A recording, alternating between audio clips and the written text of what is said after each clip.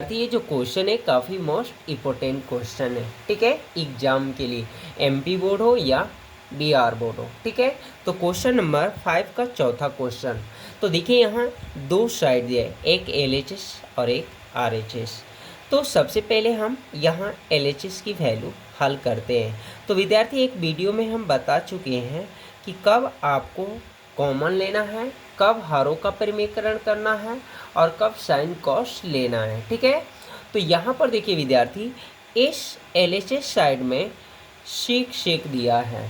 तो हमने बता डाला है विद्यार्थी कि जिसमें tan cos एक दिखेगा तो उसमें साइन कॉस का ही प्रयोग करके उसे हल करना है। यानी जितने प्रूफ्ड वाले क्वेश्चन आएंगे उसमें साइन कॉस लेके हल करना है, जिसमें tan cot सेक या कॉसेक रहेगा तभी साइन कॉस लेना है। यदि पहले से ही साइन कॉस है तो इसके लिए भी वीडियो हम बना चुके हैं, ठीक है। तो चलिए, तो सेक का मान क्या होगा विद्यार्थी, तो याद किए होंगे sec A into cos A equal to 1, अर्थात सेक ए बराबर 1/cos ए, ये मान हो रहा है। तो यानी जो भी प्रूव्ड करना है हम लोग को, साइन कॉस उसमें उपस्थित होना चाहिए। तो इसमें साइन कॉस नहीं है तो साइन कॉस का यूज किया, ठीक है।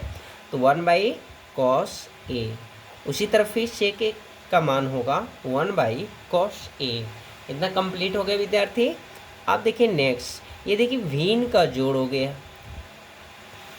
तो क्रॉस मल्टीप्लाई +1 बटा में 1/cos ए।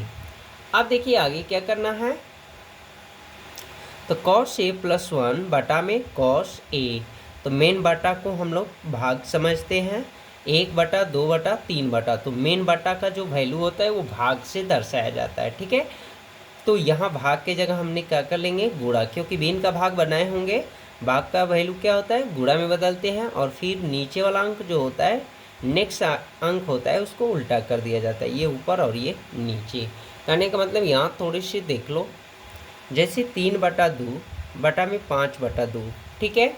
तो यहाँ पर 3/2 भागे 5/2 लिख लिया, ये 5 है, ठीक है।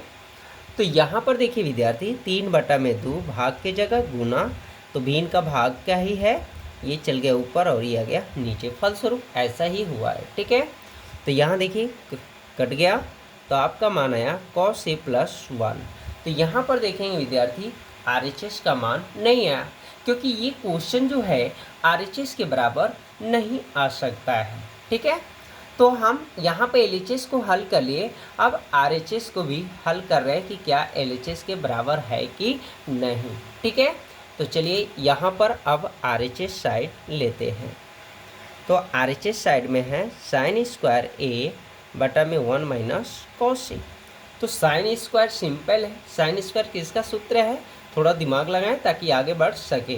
तो साइन स्क्वायर, तो यहाँ पर थोड़ा सा याद रखें विद्यार्थी, sine square A plus cos square A equal to 1, तथा साइन स्क्वायर ए बराबर 1 प्लस है तो माइनस, यानी 1-cos स्क्वायर, 1-cos स्क्वायर।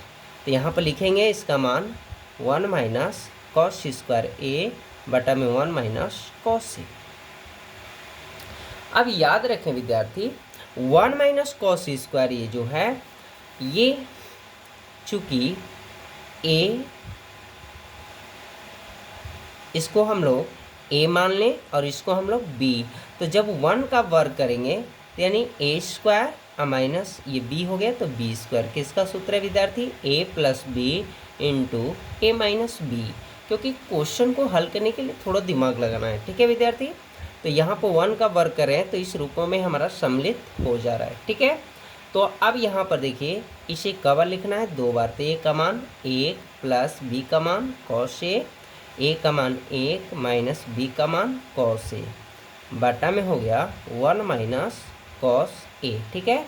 तो 1-cos कट गया, बचा क्या 1+cos ए, या cos ए +1 भी लिख सकते विद्यार्थी।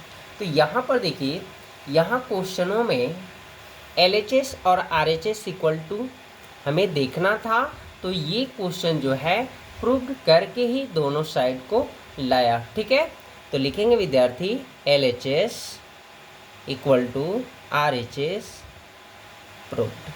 ठीक है।